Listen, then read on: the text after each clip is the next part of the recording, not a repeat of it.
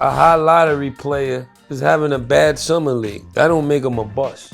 Because of the way JB is, he don't know how much he changed the dynamics for small guards. I think the NBA should implement it for the rookies. It should be mandated because it helps you become a man. It helps you deal with finances. It helps you deal with the outside world. There's times I FaceTime you with people in Dallas that work there. Like, oh man, I want to shoot some jumpers. I heard kids got a jumper.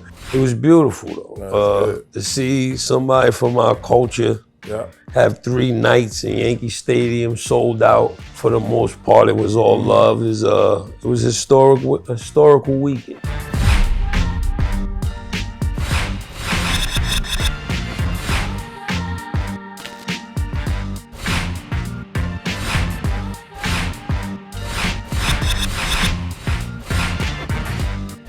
Yo, you know what it is. Fan Maya presents Check It Up. It's your boy Jadakiss. God Shammgod, we about to get it going today. You know what it is. Check it up. Sham, what's good, baby? Man, just chilling, man. Summer League, you got the head coaching job. How you feeling? How's it looking out there? Yeah, we working, man. We working. I got a bunch of hard workers. You know what I'm saying? They play hard, they play together, play smart. That's the culture we're trying to build for the Pelicans, going into next year just on hard work, determination, and just getting it done. You know what I'm saying? We've been out here, we've been playing against a lot of good teams with, draft picks and people that played last year, we got a bunch of people that's trying to make the cut. That's what I was about to ask you. How many guys is able to make the team? How does it go for the 2-way contracts? How does it go if y'all see somebody that's playing damn good in Summer League and y'all want to keep them around, but there's not that much roster spots? How do that go? Yeah, it's just, Summer League is one of those places, even when I played Summer League, it's one of those places where you get to showcase your talent, not just for the team you're on. Yeah, not for the team you're on. The good thing about Summer League is you got teams from here, teams from overseas. Now you got G Leagues, you got different. Got eyes on you. Yeah, from everywhere. So, you want to play hard, you want to play smart where, even if the team you on don't pick you, somebody else could pick you, right? And most of the people, coming up, you think like, I got to score 30, I got to do this. But, you watch NBA long enough, you just saw the Knicks win a championship. It's just about people playing like certain roles, that key role. And you never know what anybody's looking for. So most of the time, you just want the players. Even like, I remember when I was going through the draft process and I was on the plane, and it was like Tiny Archibald. And Tiny Archibald was like, and he coached me in junior high school, so that's my man. So we on the plane and he's like, how are you gonna play in Chicago? And I was like, what do you mean? He was like, how you gonna play in Chicago? And I was like, for people that don't know what Chicago is the NBA Combine, right? So you go there, the people that get invited there, you go there and the scouts and everybody watch you play. And he was like, how you gonna play in the Combine? And I was like, well, I'm a point guard, I'm gonna push the ball, break people down, get to the rim, keep people involved. And he was like, yeah, my point exactly. That's how you play. Don't go there and try to reinvent yourself and be something you're not thinking. Like, if I go there and score 30 and do this, and if that happens, more 9 out of 10, even if you score 30, the people, on these teams that got all these scouts and they want a team, they don't want individuals, so they pick certain things from certain people, and if they need a point guard, but you go in there trying to score 30, then you're doing yourself a disservice, right? It's just like when I train a player, I always try to look at like what team he's on, right? Because most players, they come to me, they're like, hey, I want to learn how to dribble, I want to do this, I want to do that. But it's like, if I teach you how to dribble, like me, for instance, it's like, but then you go back to your team and they only want you to dribble twice. Not used for that, yeah. Yeah, then I did you a disservice because now you done worked on all this and you like, man, I can do all this. They don't need me to do this. So now I done create a problem in my head with the coach because I'm like, oh man, he's trying to hold me back. He's trying to do this. And it's like, no, we don't need you to do this. We have somebody else for this. So it's the same thing like with Summer League, it's just about, for me, it's just making sure everybody have an opportunity to play, right? For me, that's like the biggest thing. Wins and losses, that comes, I believe, if you play the right way, eventually you'll win more than you lose. But what people overlook is that, when you get 15 people to play in the summer league is hard, right? It's hard to play all 15 people, right? So you try to figure out in games where you could like certain games use people more. Just so you use people more. And, certain times some people will play and, like if you got high draft picks, they play like 2-3 games and then they be like, all right, and now it's somebody else's turn.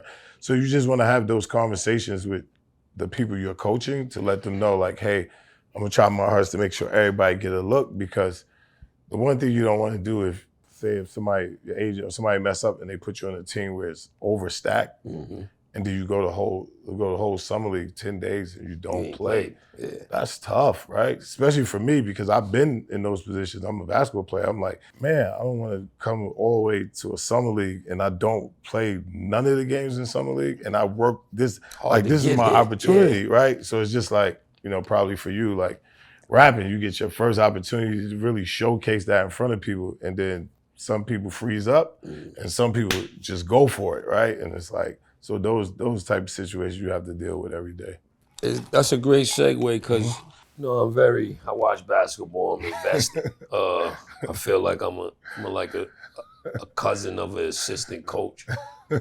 Is it a way to because summer league is summer league, but say a high lottery player is having a bad summer league, that don't make him a bust. No. I believe especially now, back in the days, it probably could have been detrimental. Yeah, but now it's we have in the NBA, it's the highest level of basketball, right?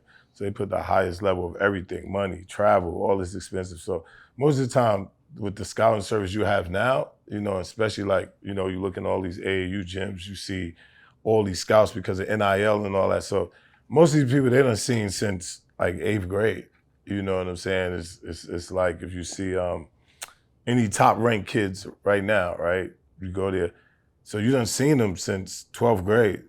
So you've seen them since 8th grade to 12th grade, now to college. So just because the week is not so good, most of the people, most of the people know who they are. And I try to stress to people about the fact that if you play the right way and you move the right way, look the right way, certain things, whether you make shots or miss shots, people see the potential. Right? It's just like us growing up.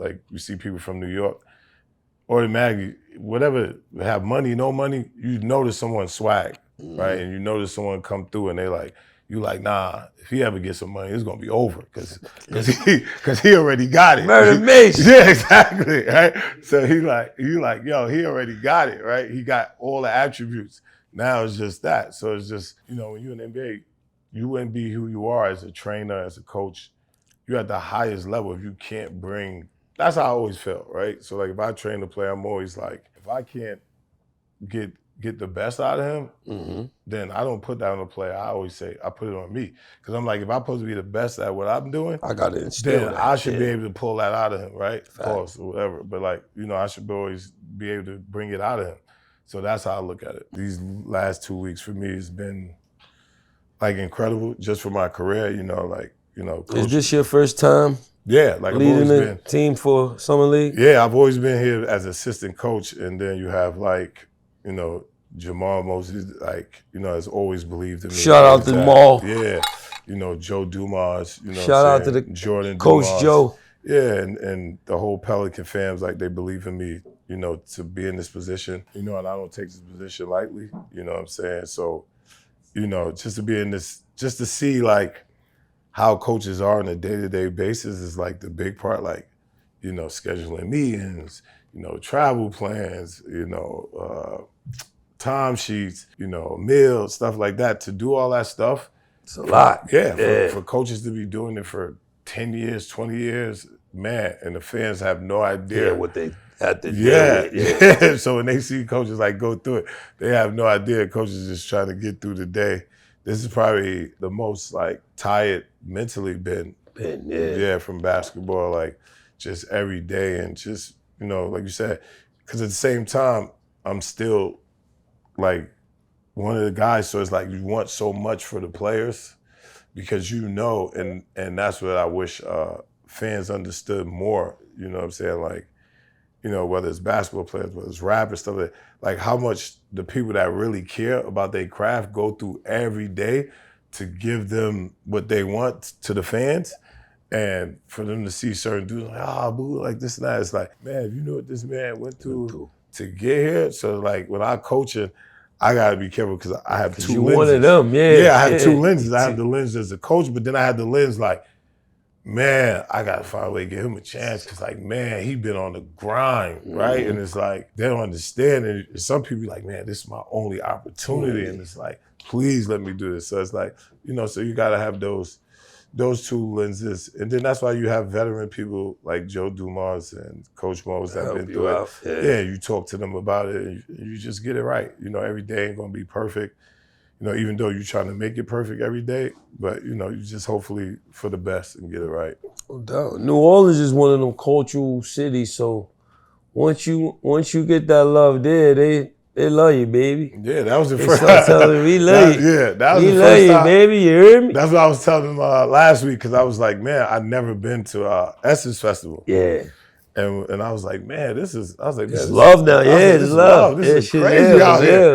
I was like, man, this Essence Festival thing is nice. You know what I'm saying? You're going to become, once you're about to be like a staple in the city, so you're going to be. Yeah. You can't go nowhere without. Shout out to New Orleans. Gumbo everywhere for free for you. Man. It's nice. It's definitely nice. Now, with the Knicks winning the chip, we talked about. We had Becky Hammond saying no small guard could do it. We had Draymond saying it. He apologized. Yeah. Now in Summer League, I see you got Marquise cooking. Is it the time for them to recognize that a small guard can still help and carry a team? Or is it we still got to prove ourselves to the world? I think, like me and you talked about last podcast, like I think because basketball is being so positionless that, small guards will always have to prove themselves. You know what I'm saying? I remember when I was in high school and I had a small guard named Shante Rogers, right? He was like so nice. And I always said, I was like, man, if he was 6 feet, man, he'd be in the league, it'd be over, But I honestly believe whatever's for you is going to be for you because, it was the time they probably said that with Muggsy Bogues.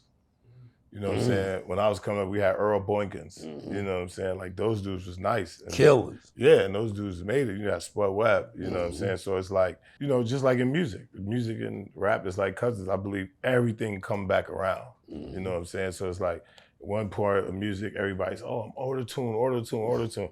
Yeah, eventually it comes back to lyrics, it come back to rapping, it come back to as long as you're authentic. So I feel the same way when it comes to basketball, and I think because of players like, of course, Jalen Brunson, who we both, love and admire, is like, I believe he's the one that's bringing it back to fold. Breaking it. It was like him, Therese Hollenberg, Melo, where it's like, hey, we need point guards that pass first. You know what I'm saying? So now you see more people looking at small point guards. And then the NBA is such a great league, but it's always a league of like I said, back to music. It's always like whoever's doing it now, that's like where the trend go, right? So as you see, like when Golden State was winning, everybody wanted to play like that.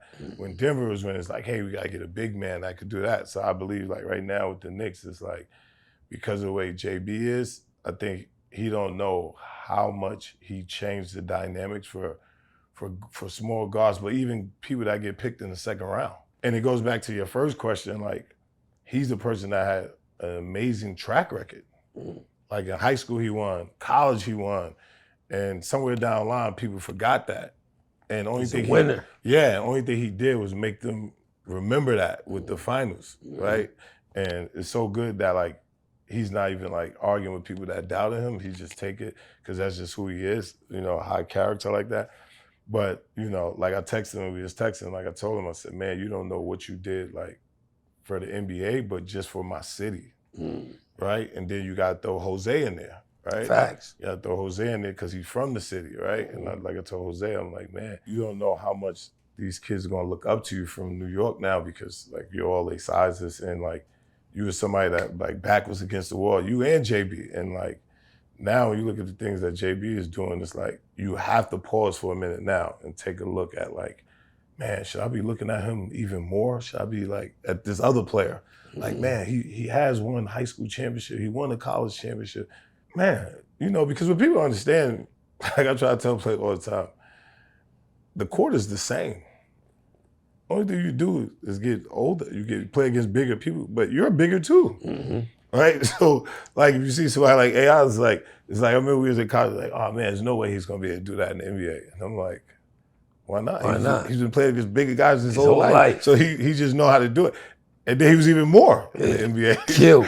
Yeah, so it's like that. We tapped on mental health back in episode 1 or 2. People use it and throw it out there, but I think the NBA should implement it for the rookies. It should be mandated because it helps you become a man. It helps you deal with finances. It helps you deal with the outside world. It helps you deal with all of the discrepancies that come with getting an NBA contract and coming from where we come from, and then your whole life just taking the 360. You're getting all this money, you're getting all this exposure. You got to do all of these obligations, and sometimes that requires mental health. Yeah.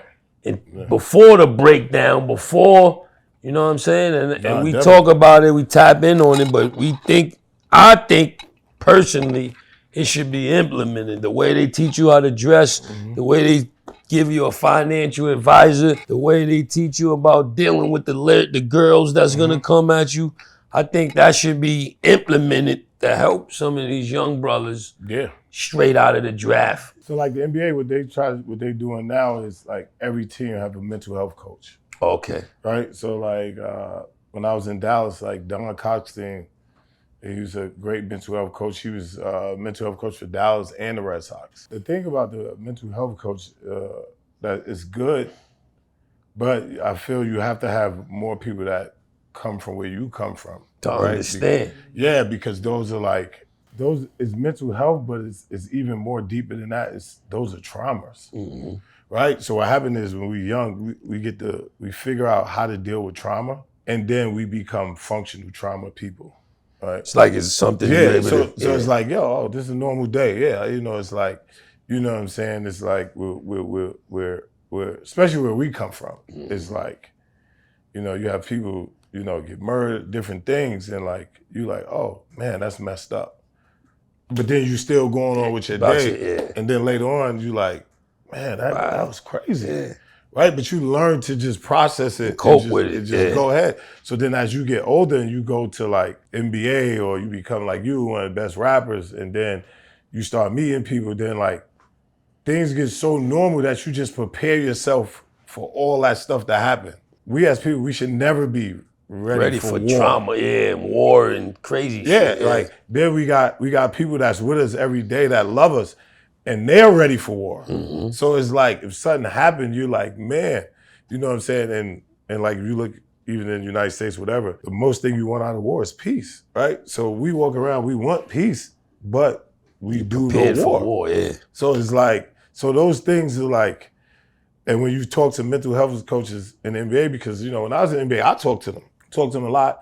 They talk to me a lot because they know I know the players, so they like, trying to pick my brain about like this, and that. And I always tell them, I'd be like, man, just try to come from a real place with them. You know what I'm saying? Because when you don't, we all sit there and be like, oh man, what are you talking about, man? He don't know what I'm going through. You know what I'm saying? So it's like, because all our traumas look different. You know what I'm saying? Like all our traumas look different. A person that grew up with money and stuff like that, 2-parent houses, trauma is going to be different from somebody that grew up with no money and a 1-parent. You know what I'm saying? And that's just a fact. But it's just like in the United States and where we at now, we learn to be functional people no matter what. Even like, I remember I was growing up and you would hear about like doctors or different people using drugs, but they doing surgery, right? So they're functional. They're just functional, like, you know what I'm saying? Like, crazy. But it's the same thing as a dysfunctional person, but they're just functional. So it's like us, we come up with all this like trauma. We grow up with people getting murdered or different things in the neighborhood, and then people expect you to be like, oh yeah, he's all right, he's okay, like he's normal, and it's like that's not normal. You know what I'm saying? It's just like the same reason why when we work out so much and our body break down, you go to the doctor and they be like wear and tear, right? Because we push ourselves to the limits where those things are not normal for regular people to be doing. right? 8 hours a day workouts, treadmill, doing this. And then we look and we like, man, why he walk like that now? It's like, because he wasn't designed. He wasn't designed to do all that, right? Even for like rappers, right? Like the greatest rappers, like you, Jay, different people. You know how smart you gotta be to know all the rhymes and know all the words and all that. And then when people try to talk to y'all and it's like, you don't think this person is smart when this person could say rhymes from 10 years ago. Like you know how much memorized, like, and then it become natural for you. Mm-hmm. So now you just wake up and you just say stuff and it's like, oh man, how you come up with that? Like I could sit and see a bunch of words every day and not put them together. You know what I'm saying? I have 10 degrees, you know what I'm saying? So like, it's just, you know, we just live in a funny place, man. Yeah. You got the head coaching job for Summer League. How you like this new foul shot?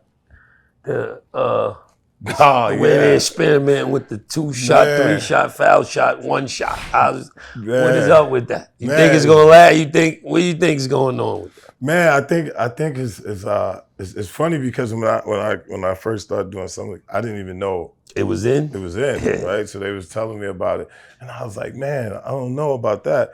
But then, you know, talking to people, they're like, man, you know, that's a great way. It makes the game faster. It makes the game faster, and it's a great way to boost your average. And I was like, I didn't think about that. All you gotta do is make one. And it's like, hey, if you make one, then that's 2 points. 2 points. If you get fouled on a 3-pointer, if you make one, that's 3 points. Right? So I was like, yo, that is a good way to look at it. But like, you know, man, it's the NBA. It's hard to train tradition, tradition. Yes, and that's the hard part where I believe at the end of the day with the great people that run the NBA and the powers that be, it's like we all got to be open-minded to it because at the end of the day, we all love fast basketball. Like we all love fast pace. You know what I'm saying?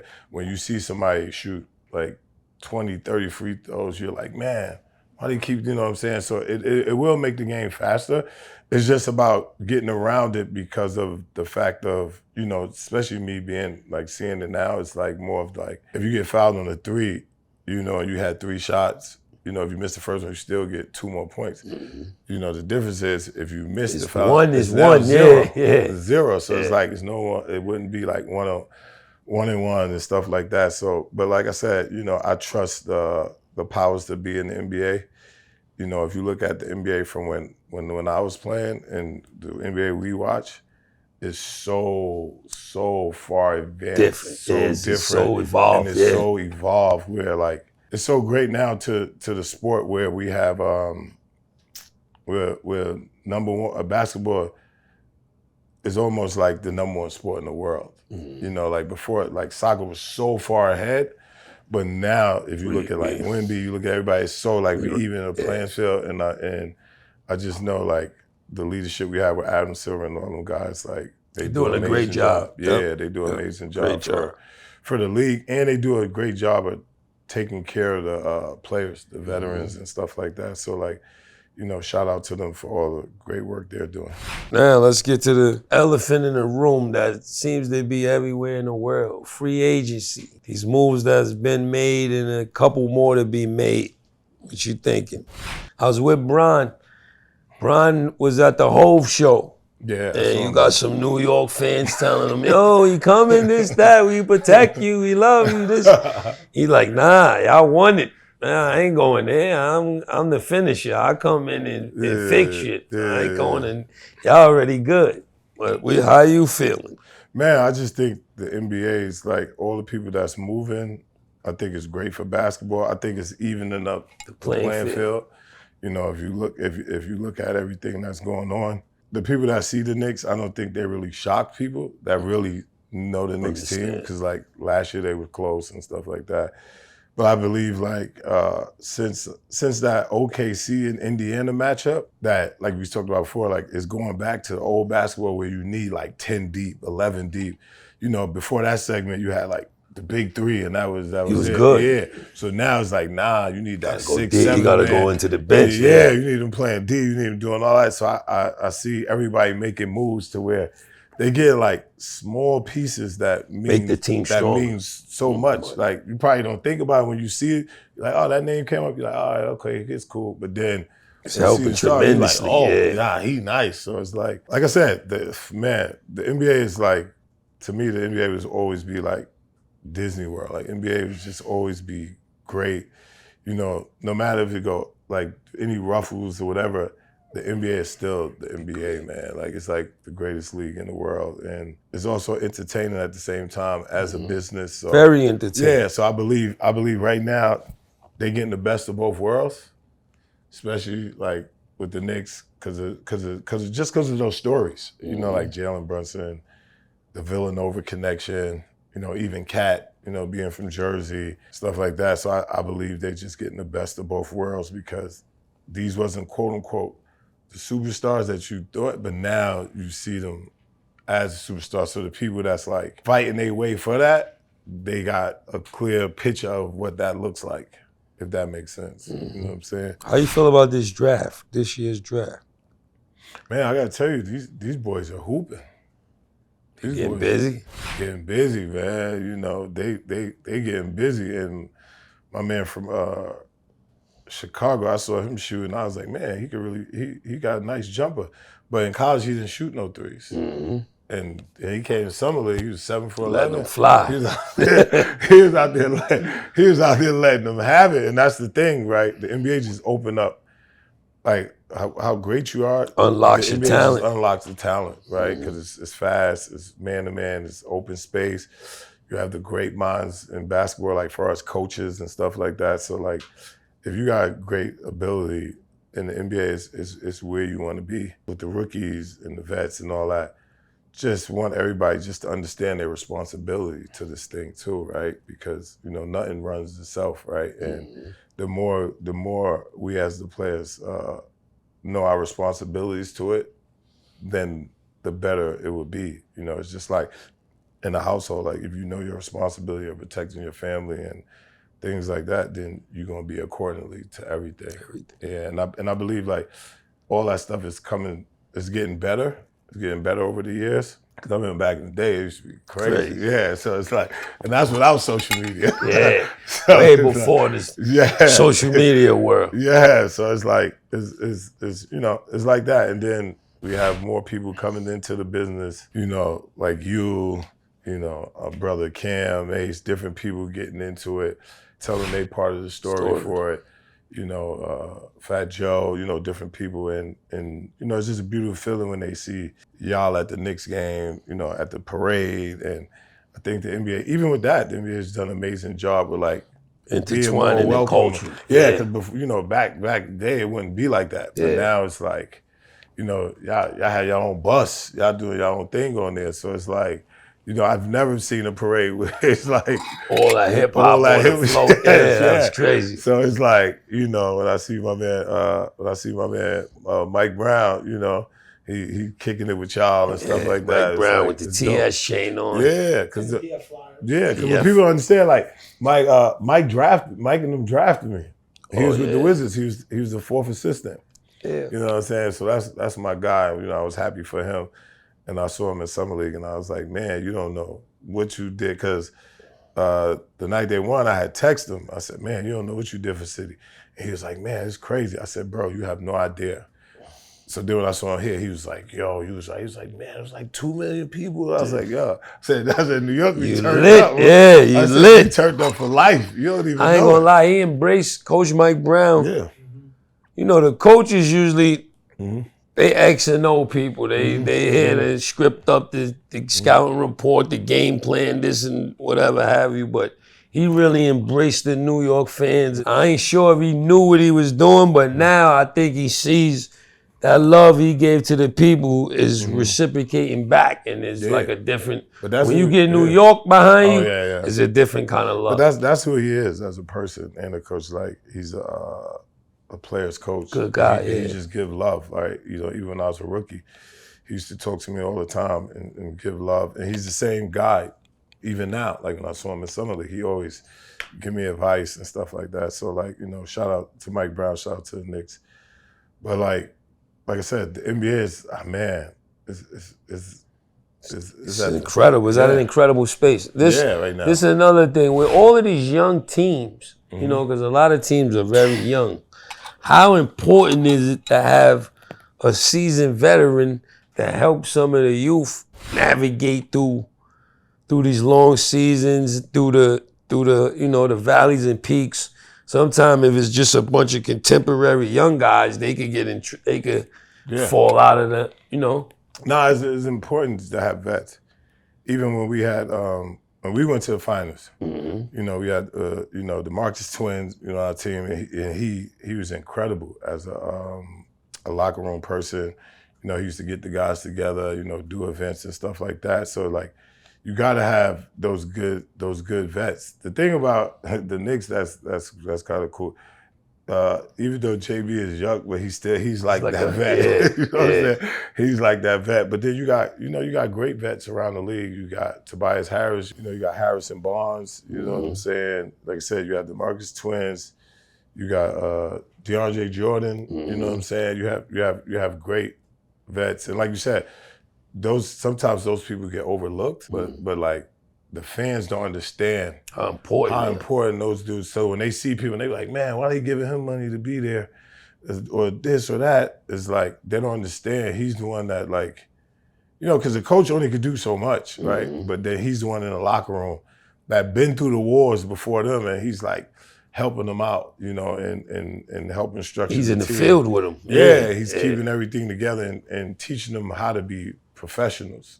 Shout out to all those guys, the real vets that hold it down for the teams and make the teams better. How was it, they just had the big extravaganza in New York for the concert. Hov had Yankee Stadium for 2 nights, and then the extra innings the third night. A lot of traffic. The city was in a nice space. Like, it wasn't, I can't say it was. There's always going to be some scrap, some fighting. But it wasn't no major violence, like nothing crazy happened.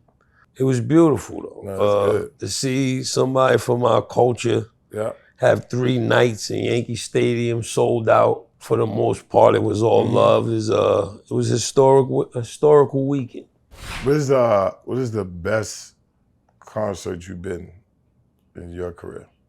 Whether y'all put it on, whether tour or whatever. The best tour I would have to say I've been on is Rough Rider Cash Money, or in No Way Out. The first Bad Boy tour, No Way Out, and the Rough Rider Cash Money tour, probably the 2 best tours I've been on. Nice. Why? They're the best. Why? Rough Rider, No Way Out, I would say, is my first time ever on tour. I had to learn how to be on the road. I had to learn how to buy underclothes from Target and Walmart. I had to learn how to like really survive on the road. Your body breaks down. You gotta work out. You gotta drink water. You gotta get vitamins. You can just hit a wall like rookie in the rookie season and playing in the league. But we had the Junior Mafia. We had people like that showed us how to actually go on tour, to prepare us for by the time we got to the Rough Rider Cash Money tour, we knew how to do it. Tour is not an easy thing. Yeah, that's not sleeping in your bed in a different city every night.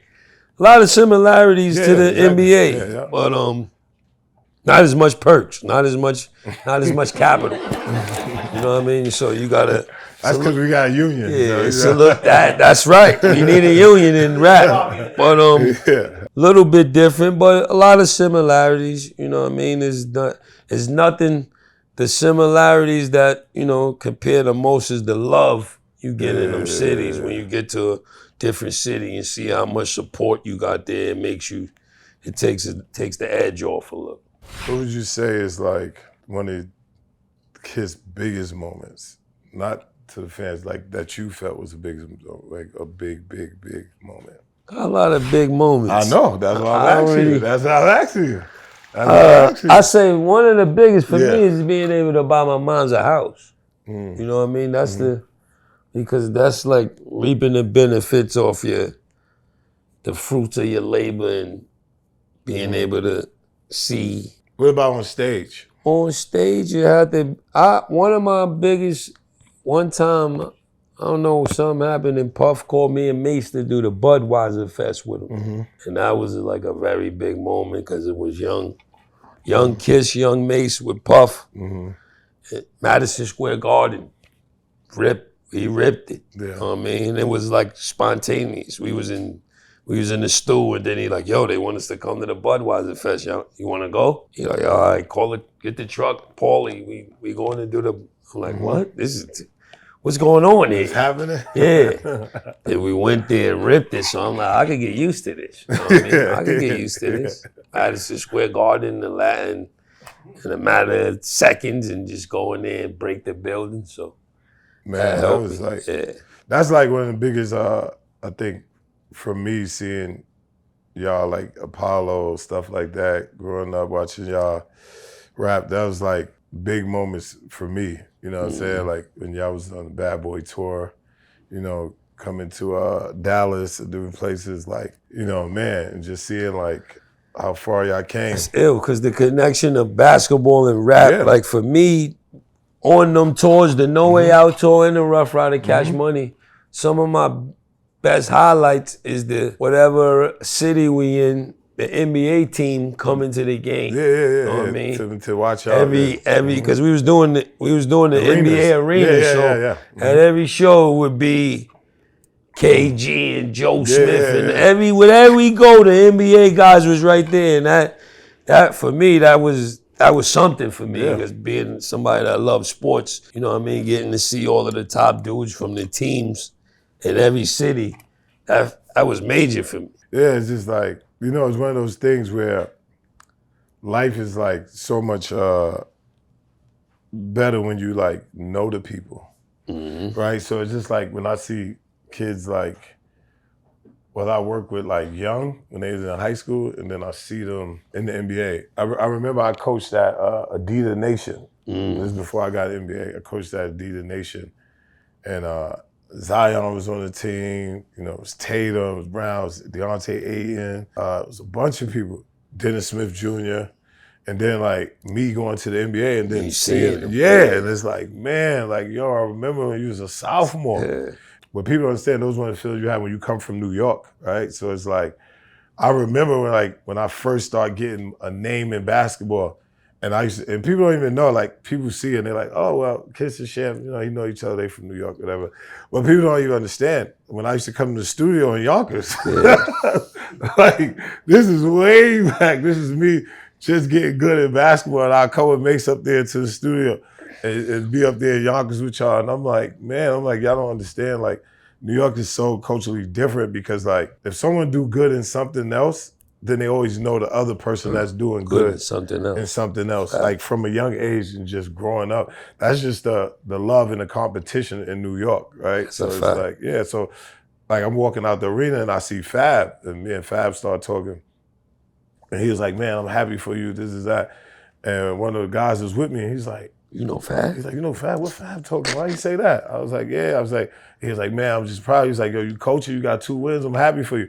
And you know, when I talked to Mase, like he'd put me on the phone with somebody, he'd be like, yeah, this little kid said I didn't know you. And I was like, what? I was like, why would you say? He was like, and I'm like, that just happens all around the board, like when, you know, like stuff like that. And you know, as times I FaceTime you with people in Dallas that work there. Like, oh man, I want to shoot some jumpers. I heard kids got a jumper. And then I put you on FaceTime, and it's like, that's just like the world of sports and rap. The world, as big as the world is, it's a small world. And some people still can't believe that you know people you know. And people can't believe that I know people I know. And when you make them connections, it's just like a dynamic, timeless thing in the universe. It's like, is Mary the first person you saw from Yonkers to really make it, or X? It was Mary first, right? Mary's first. We got on with X together. Mary was already popping. But y'all knew Mary before that? We knew Mary, she from the Jets. We knew her knew her family, knew her moms, her sister, LT. Her cousin, Bop, is the one who gave Puff our demo. But we knew, so Mary before she blew. When you saw her blue, you was like, oh, this is real. You got a chance. Like, one thing about MJB, when she came with Real Love and You Remind Me and them, the whole YO was repping for her. Like, when that song came on, niggas just hit the dance floor hard. Like, you repping for MJ. Everybody wanted her to win. So that was and it's not like that now. Like, it's hard for coming out of YO or coming out of anywhere. it's hard to get everybody behind you now. And that's why I said, like, you know, like when, to your point, it's like, people be like, man, Sham, you get mad love. I'd be like, yeah, because the people see me grow up, so they was behind me. But then when you see, like you said, certain athletes come now, you be like, it's rough. Yeah, and they be like, man, you always be in the gym with this player, that player. I said, because when I grew up, it was all love, right? You wanted the person to make it. So anybody that is in high school that's in New York nice now, I always reach out. You want them to, yeah, I'm like, yo, we got to get you. You got, you know, their parents be like, oh, how much you charge to train them? I'm like, charge? I'm like, trying to get them to the I'm next in the level. gym. Yeah. I said, I wasn't in there. You know what I'm saying? Like you said, it's the same thing with rap. Like you said, when Mary came up, you was like, everybody's behind you. When y'all came up, it's like, everybody behind you. It's like, I'm asking you that because I'm trying to figure out, like, when did it shift? I think this device, social media, just the evolution of the world switched. Everybody think they can be Sham and Kiss now. You know what I mean? Before, we came from a reality where the whole Harlem could tell you nice, but if you don't put the work in, it's just gonna be Lennox, 8th, 7th, all of these people saying you nice, but it's a bigger world out there. Exactly. Same with me. They can tell I can be nice on these four corners, but it's a whole world out there. So you gotta, you know what I mean? It's about putting in the work. Now with these devices, everybody's so opinionated. Everybody's somebody. Everybody think they belong. You know what I mean? And you're right. That's where I think it came into, like you said, everybody got devices. Everybody got machines that can help make music. Everybody they can watch this. It goes back to grassroots, though. You need good people around you. You gotta put the work in. You gotta have some kind of belief and prayer in a higher power. You know, I know you're a big Knicks fan. Who is your all-time top 5 Knicks? My all-time top 5 Knicks. In order. Woo! Oh, put it in order like that? In order, yeah. I'm gonna go Clyde. Okay. Since he's still here with the cow suits. Okay. You gotta show love to Clyde. Okay. You know what I mean? He fucking holding it. He been the staple for so long, and now I'm gonna go Ewing. Okay. Big Pat, we gotta give him, he caught a lot of flack, and he put the city on his back when it was very rough. You know what I mean? Knee pads, ace bands, just big bags of ice out of the cooler on the knees. You gotta represent Pac. Then we gotta go Bernard King, man. The wear and tear on his body. He was killing, mid-range killer. I don't know, he might have had a few dunks. He was straight killer. He was putting dudes on his hip, lighting you up, mid-range for 50 and 60s. So this last one gonna be big then. It's only 3, right? Two more. Come on, Sham, don't it? Okay. I'm going Melo and JB. We ain't gonna play. Melo, JB. It could be arguably as other people in there, but that's my 5. You see, these kind of questions go wrong because you ask me my personal 5. And that's no it. doubt. You know what I mean? Melo just because he's Melo. He's from Brooklyn. He came here. He put the city on his back. Phil Jackson put the city against Melo. Turned this Linsanity thing into a thing. Got him paid in a short period of time. He put some work in, but it wasn't, you never diminish Melo to make Linsanity. You know what I mean? There should have been a way to make that work with them and not get Melo suspended or out while he was hurt or whatever that thing was. It should have took no light from Melo, what he brought to the city. So I always got to rep my brother. Melo's one of the people that I compare to myself in the industry. You know what I mean? And if we got a lot of similarities. So yeah, that's my 5. Do you think the Knicks should retire Melo or Denver? He should get retired in Denver, but it shows you they didn't show him the love. What he did for Denver from coming out of the draft, making it to the playoffs, should have been Rookie of the Year. He put the mountains on his back as a young kid. Yeah. And I don't think they give him his just due, and he don't get the proper respect and homage from them. I don't know. It's still yet to see if they will do that, but I don't think they sent him off well. I think we received him with open arms, and this is his. You see him come You see him at old Knick game. He want to retire as a lifetime Knick. Yeah, no doubt. We claiming Melo. But the one thing for Melo, you know, that's our brother. Like Melo's, no matter what they do or anybody do, he always gonna be the people's champ. Facts. You know what I'm saying? And that's gonna go way longer than anything else. You know what I'm saying? He always gonna have love from the real people that play ball. And from the Knicks, everybody know how much Melo means to basketball, period. With that being said, you know what it is. Fan Meyer presents, check it out. Jadakiss, Sham God to the next episode. I love you. I love your whole family.